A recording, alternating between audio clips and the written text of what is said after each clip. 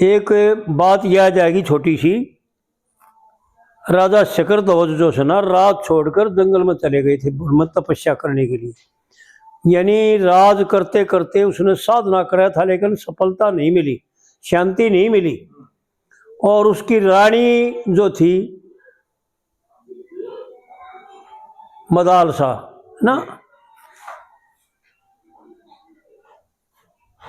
उसकी रानी ने जो है ना ईश्वर प्राप्ति कर ली थी। और वो उसने कहे बिना जंगल में चलेगा, तो उसने जा करके ध्यान देखा, खूब मेहनत करी, लेकिन काम बनया नहीं। और वह रानी जो है ना, चौड़ाला नाम था उसका, वह रानी जो है ना देख करके योग के द्वारा के राजा जंगल में चले गए और अपने को जो है ना रानी के और राजा के रूप में जो है ना नियुक्त करके न माया रूपी, और उसको जंगल में जा करके संभालती है और उससे बातचीत करती है। कुंभज ऋषि के रूप में जाती है उसके सामने। कुंभज ऋषि थे नारद मुनि के पुत्र को, या अगस्त ऋषि को भी कुंभज कहते हैं। तो राजा ने पूछा, उससे प्रश्न किया, आदर भाव करके न, आओ भाव करके न, और उससे प्रश्न किया कि महाराज मेरे को सुकून नहीं मिला, शांति नहीं मिली। मैंने सब क्यों छोड़ दिया, राज काज रानी ठाट सब क्यों छोड़ दिए, लेकिन मन को शांति नहीं मिली। युवा रानी बोली, राजा यो राज तेरा था, विचार करे, राज तेरा था, तेरे बाप ने भी कराया होगा, तेरे दादा ने भी कराया होगा, तेरे बाद भी कोई करेगा, तेरी संतान। कि हाँ बात तो ठीक हो, अब राज मेरा तो खोया था, फिर तने छोड़ भी कह दिया। रानी तेरी थी, तने पैदा कर रखी थी, तने बढ़ाई थी ना, रानी भी मैं ब्याह कर लिया था, फिर वह तेरी के थी। संबंध तो था, सात्य तो था, कितने दिन का था। कि हाँ बात तो ठीक थी। कि महाराज फिर मैंने न्यू बताओ कि मैं यह झूपड़ी यो कामड़, एक कामड़ ले लग जा रहा था, ये झूपड़ी और कामड़ का त्याग कर देता हूँ। रानी बोली, महाराज ये तेरा है, यो कामड़ तेरा है, यह झूपड़ी तो न तेरी है। कि ना, यह अभी मेरी तो कौन है। फिर राजा बोला कि महाराज मैं खाना छोड़ देता हूं।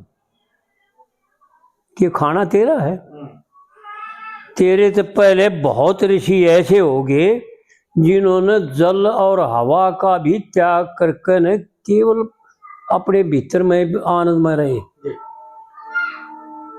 तेरा नहीं है यो भी, तेरा कुछ भी बाहरी संसार में तेरा कुछ भी नहीं। फिर राजा कहता है कि महाराज फिर एक काम करूं, मैं यो शरीर छोड़ दूं था।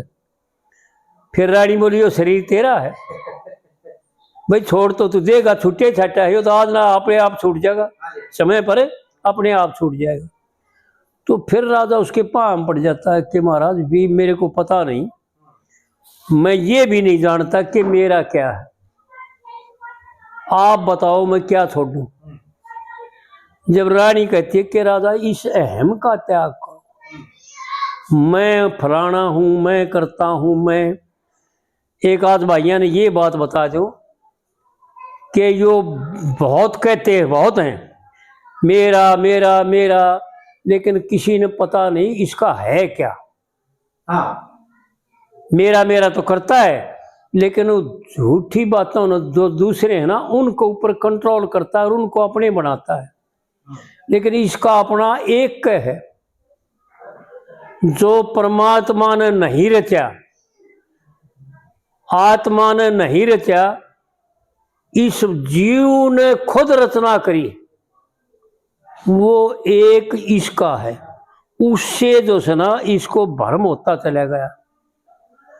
याद रखें भाई, परमात्मा ने सब क्यों रचा, सब क्यों रचने के बाद बुद्धि की भी परमात्मा ने रचना करी और पांचों तत्वों की भी परमात्मा ने रचना करी, सबके इंद्रिय सब क्यों परमात्मा ने रचा। लेकिन परमात्मा ने एक मन को नहीं रच रखा।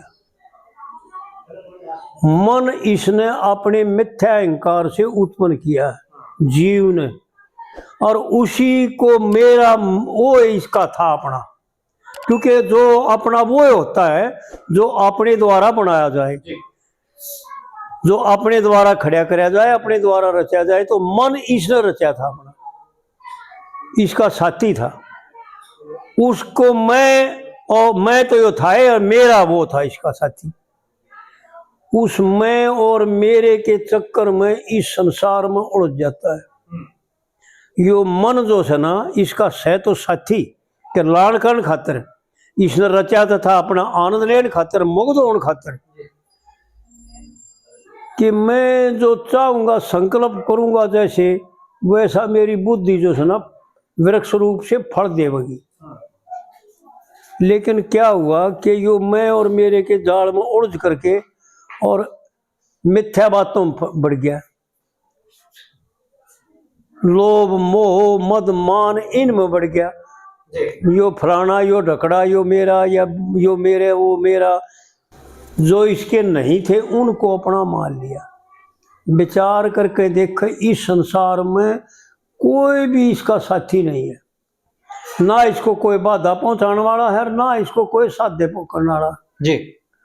यानी इसको किसी प्रकार से इसका फायदा भी नहीं कर सकते, इसको लाभ भी नहीं दे सकते, इसको आनंद भी नहीं दे सकते, और इसको दुख भी नहीं दे सकते। दुख और सुख और मृत्यु का, बीमारी होने का, बीमार होने का, ये सब कार्य यो अपने आप पर करे। संसार में ना कोई बाध्य है, ना कोई साध्य है।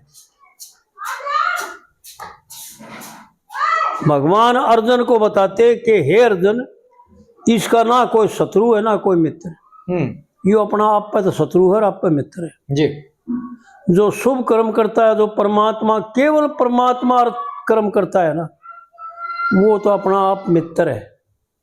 और जो परमात्मा से विपरीत अपने लिए करता है, खाने से लेकर के और सोने से लेकर के और चलने और बैठने से लेकर के सब कुछ विचार करके देखें, सब कुछ जो है ना अपने लिए करता है तो पाप है।